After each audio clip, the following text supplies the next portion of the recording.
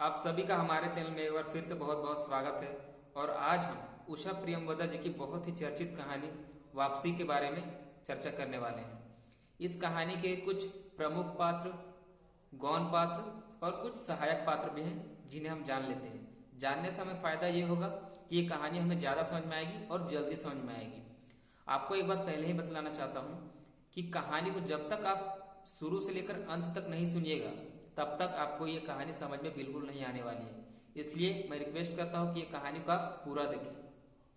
इस कहानी के जो प्रमुख पात्र हैं वो गजाधर बाबू रहते हैं। गजाधर बाबू के दो बेटे रहते हैं, एक बेटी रहती है। बड़े बेटे का नाम अमर रहता है, दूसरे बेटे का नाम नरेंद्र, और बड़े बेटे जो अमर होता है उसकी पत्नी रहती है। छोटी बेटी का नाम बसंती रहता है। तो चलिए इस कहानी को हम लोग जानते हैं। होता यह है कि गजाधर बाबू पिछले 35 वर्षों से रेलवे में जॉब करते हैं, काम करते हैं, और अब वो रिटायर होकर घर आने वाले हैं। तो बात ये होती है कि वो घर आने के लिए अब तैयारियां करने लगता है कि मुझे घर जाना है, और बहुत ही अब खुश रहता है। पहले तो वो ये सोचकर खुश हो रहा था कि चलो अब घर में रहकर परिवार वालों के साथ रहूंगा। ये बहुत सोच सोच कर वो मन ही मन बिल्कुल फूट पड़ रहा है और खुश हो रहा है। उसी क्वार्टर्स में जहां पर वो रहा करते थे बाहर में, उस क्वार्टर्स में एक गणेशी नाम का एक नौकर रहता था जो उसे बहुत ही प्रिय था। गणेशी उसका बहुत अच्छे से ख्याल रखा करता था, इसलिए वो गणेशी को पसंद भी करता था। जब सुबह पैसेंजर ट्रेन आने वाली होती थी उससे पहले ही उन्होंने गजाधर बाबू के लिए कचौरियाँ जलेबियाँ तैयार रखा करता था। वो कचौरियाँ और जलेबियाँ उन्हें बहुत याद आती है। तो ये बात सोचते सोचते वो अपना सामान पैक कर रहा था घर आने के लिए।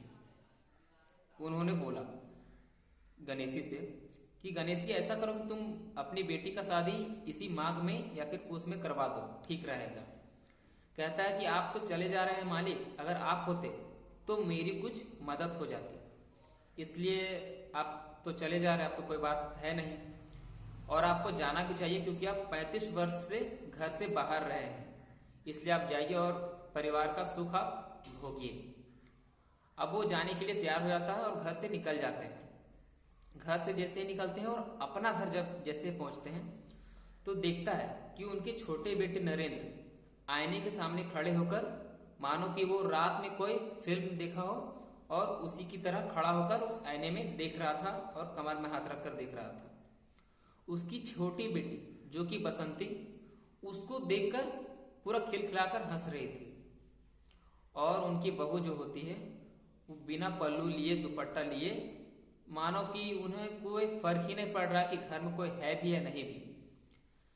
उनके जो पिताजी होते हैं गजाधर बाबू, वो सब ये नज़ारे को देख रहे थे कि कौन कैसा क्या कर रहे हैं सो, लेकिन अभी तक घर में किसी को पता ना था कि पिताजी घर पर आए हुए हैं सो। उन्होंने चुपके से, गजाधर बाबू ने चुपके से अपने पाँव के जूते उतारे और मोजे उतार कर एक चारपाई नीचे के अंदर नीचे रख देते हैं। उसके बाद उन्होंने कहा, क्या नरेंद्र, किसकी नकल हो रही थी, सच सच बता। नरेंद्र हंसता हुआ कहता है कि कुछ नहीं बाबूजी, बस यूं ही। बहू को अब होश आ गया था। बहू को ये बात पता लग गई थी कि पिताजी अब आ गए हैं, इसलिए उन्होंने झट से पल्लू ओढ़ लेती है।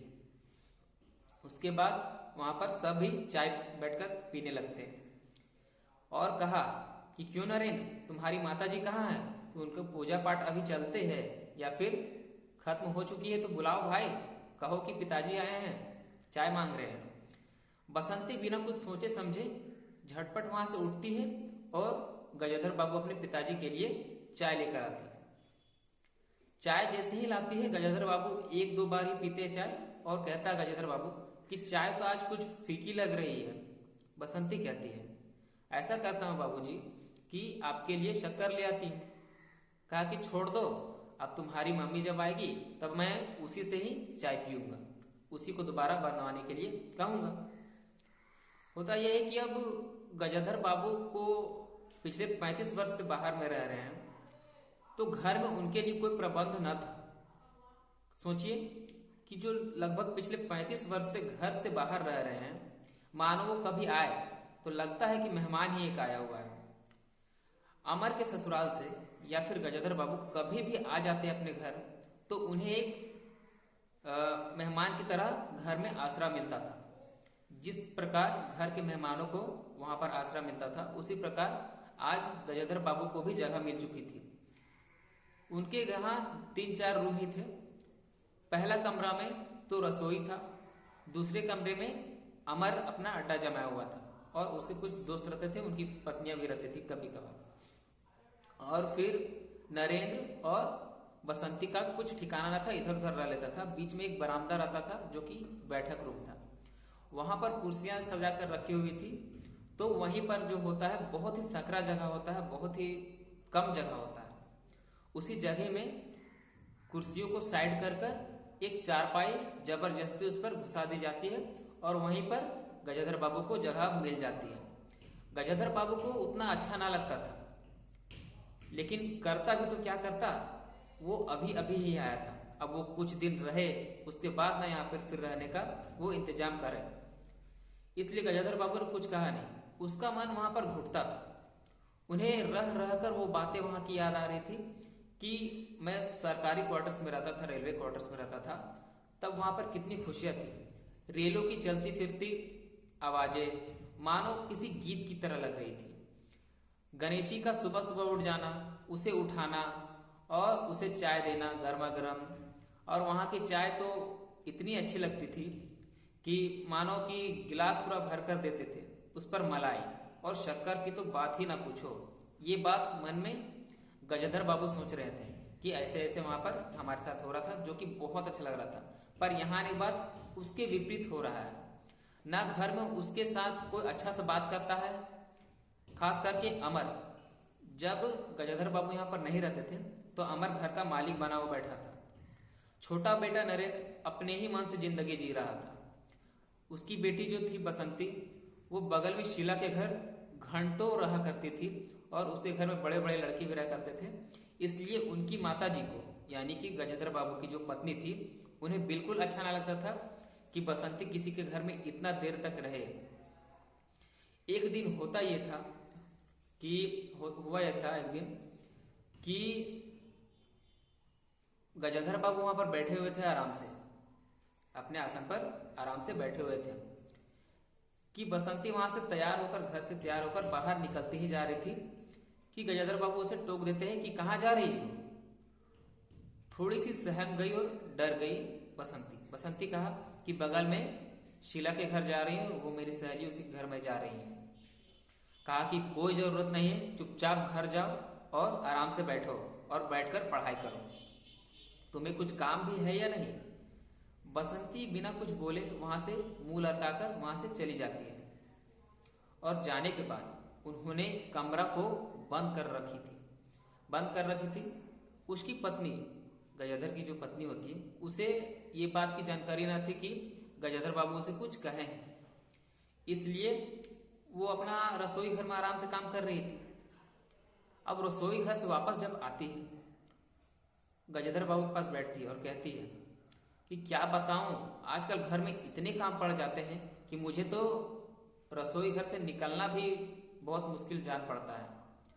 गजाधर बाबू कहते हैं कि क्यों, जिस घर में 2-2 औरतें रहें, उस घर में तुम्हें क्या बनाने की जरूरत है। तो उनकी पत्नी ने और भी दुखड़ा सुनाने लगती है कि तुम नहीं जानते हो, तुम तो वहां पर 35 वर्ष गुजारे हो, कभी कभार घर में आते थे, तो तुम घर की रीति रिवाज को नहीं अब जानते हो, इसलिए तुम नहीं जानोगे। उन्होंने गजाधर बाबू गुस्सा होकर बसंती को आवाज लगाया। बसंती आ खड़ी हुई। बसंती को कहा कि ऐसा करो, अब से तुम रात का भोजन बनाओगी और सुबह का भोजन तुम्हारी भाभी बनाएगी। पर उन्होंने डरती डरती कहा कि पिताजी, मुझे पढ़ना भी तो होता है, कॉलेज के कुछ वर्क होते हैं और फिर घर में भी आप मुझे काम करने बोल रहे हैं, तो मैं पढ़ूंगा कब। गजाधर बाबू बहुत शांत मिजाज से होकर कहे, अरे भाई, तुम सुबह पढ़ लेना, क्या दिक्कत है। अब माँ का वैसी शक्ति नहीं रह गई जैसे वो पहले रहा करते थे, इसलिए तुम और तुम्हारी भाभी माँ की कुछ मदद किया करो, अब तुम बड़ी हो चुकी हो। और शीला के घर तो बिल्कुल ही अब मत जाया करो, क्योंकि वहाँ पर बड़े बड़े लड़के रहते हैं, वहाँ पर जाती हो मुझे बिल्कुल अच्छा नहीं लगता है और माँ को भी अच्छा नहीं लगता है। आसपास के पड़ोस क्या कहेंगे कि उनकी बेटी उनके घर में कितना देर रहा करती है। सो वहाँ पर मत जाया करो। होता यह है कि उसकी बेटी बहुत नाराज हो जाती है, अंदर ही अंदर वो बहुत नाराज हो जाती है। अब रात तो हो गई, तो रात का भोजन अब बसंती बनाने लगती है। बसंती ने ठान ली थी मन ही मन कि अब जो मैं भोजन बनाने वाला हूँ वो ऐसा बनाऊंगा कि किसी का एक निवाला भी मुंह में नहीं जाएगा। इसलिए मैं उसी तरह का भोजन अब बनाऊंगा। भोजन तो बन गया, सभी लोग बैठकर खाने लगते हैं। गजाधर बाबू चुपचाप से खाना खाकर वहां से उठ जाते हैं। लेकिन नरेंद्र जो होता है वो कहता है कि ये खाना तो मैं बिल्कुल ही नहीं खाऊंगा, ऐसी खाना। तो बसंती को ये बात बुरा लग गया कि तुम्हें कौन खाने के लिए कहता है, तुम मत खाओ। तो फिर गजाधर बाबू और उनकी पत्नी एकांत में किसी दूसरे समय में जाकर उन्होंने कहा कि इतनी बड़ी हो चुकी है, इसे खाना बनाने का भी अब रिवाज नहीं पता है, इसे खाना बनाना सिखलाओ, क्योंकि अब इसकी शादी होने वाली है। इसके लिए मैंने लड़का खोज रखा है और हो सकता है कि जल्द ही इनके हाथ मुझे पीले करने पड़ेंगे। इसलिए तुम जल्दी से इसका कुछ ध्यान रखा करो और इसे कुछ खाने पीने बनाने के लिए सिखाओ। अब हर बात जैसे नरेंद्र कुछ करते हैं या फिर अमर कुछ किया करते हैं तो इन्हें बहुत ही दिक्कत होता है कि यार अब तुम आलतू फालतू काम मत किया करो और घर के इतने खर्च आलतू फालतू मत किया करो, क्योंकि अब कमाने का साधन केवल मैं ही था, अब पैसा कहीं से आ नहीं रहा है, इसलिए खर्च को कुछ कम करो। अपनी पत्नी से कहता है कि खर्च को कुछ कम किया करो।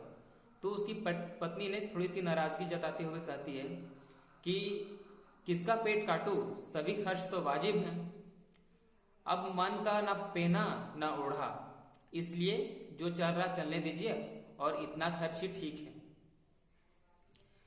वो बात कहते कहते उनकी पत्नी ने गजेंद्र बाबू से कहती है कि अब घर का नौकर भी देखो भर पेट खाता है, उसे तनख्वाह भी दो तो अच्छा बात नहीं है। और बाजार जब उसको जाने के लिए कहता हूँ तो सब्जियां और सामान तो लाता है खरीद कर, पर आधे से ज्यादा वो पैसे को मार लेता है, पैसे को बचाकर वो रख लेता है। गजेंद्र बाबू को कुछ अच्छा ना लगा कि अब तो हमारे घर पैसे आने के साधन बहुत ही कम पड़ गए हैं, इसलिए उन्होंने नाराजगी जताकर उस नौकर का सारा हिसाब किताब अब कर देता है कि तुम अब घर जाओ, मुझे नौकर की जरूरत नहीं है। ये बात जानकर अमर को बड़ा दुख हुआ। अमर गुस्से से पिताजी को तो नहीं लेकिन अपनी माँ से कहता है कि मुझे अब अलग रहना है, इसलिए अब पिताजी को तुम ये बात बतलाओ या फिर ना बतलाओ, लेकिन मुझे अब अलग ही रहना है। ये बात उसकी पत्नी ने गजेंद्र बाबू को कहता है कि अब अमर है जो अलग रहना चाहता है। गजेंद्र बाबू कहते हैं कि अलग रहना अभी ही जरूरी है, कुछ दिन रुक जा, उसके बाद रह लेगा। अब गजेंद्र बाबू भी मन ही मन समझ रहे थे कि मेरा किसी का टोकना या फिर किसी के बीच में हस्तक्षेप करना किसी को अच्छा नहीं लगता है, इसलिए मैं आज के बाद कुछ भी ना कहूंगा। ये बात गजेंद्र बाबू अपने मन में ही कह रहा है। इसलिए अब बसंती भी उसके घर में रात तक रहती है, पूरा रात में आती है, तो उसे कुछ कहता नहीं है और अमर को भी कुछ कहता नहीं, नरेंद्र को भी कुछ नहीं कहता है, इसलिए वहां पर जाने के लिए अच्छा नहीं लगता है। और अब होता यह है कि गजेंद्र बाबू जो होते हैं वो सेठ रामजी मल की चीनी मिल था उसी पर कुछ काम करने के लिए वहां पर चल जाते हैं, उसके काम करने के लिए बहाने से वहां पर चले जाते हैं कि सेठ रामजी मल जो है उसके चीनी मिल जो है उसी में अब काम मुझे करना है, और मानो कि ये बहाना बनाकर वहां से चल देते हैं। और इसी प्रकार वो एक बार घर से फिर से वापसी हो जाता है और ये कहानी यहीं पर समाप्त हो जाती है। ये कहानी अगर आप लोगों को समझ में आया तो लाइक करें और अपने दोस्तों के साथ भी इसे शेयर करें। और कहानी को पूरा देखने के लिए आप लोगों का बहुत बहुत धन्यवाद।